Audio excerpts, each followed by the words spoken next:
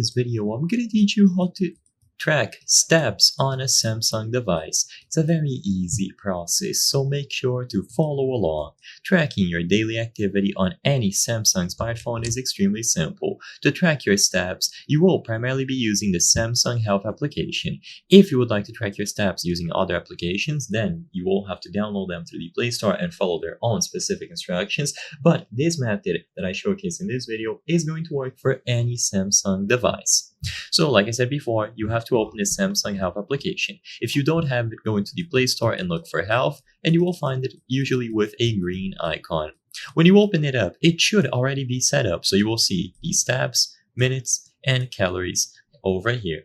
So this will be tracked automatically for you after you download the app. If it isn't automatically set up, double check to see if it is paused.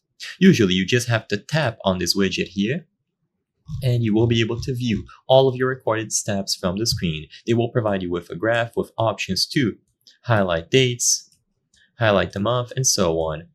So you can tap the dates at the top to see your steps per day. If you want to see additional features, tap these three dots at the top right corner of the screen, and you will be able to set a target, so a daily goal, or manage additional options related to these menus. You can choose which step data you will show, so step counts from different devices, and so on.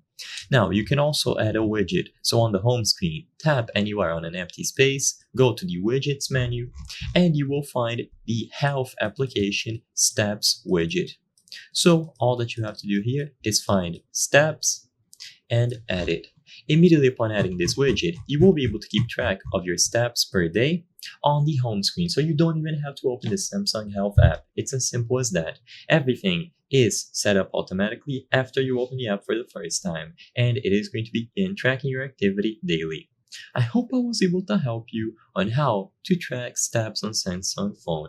If this video helped you, please be sure to leave a like and subscribe for more very easy tips. Thank you for watching.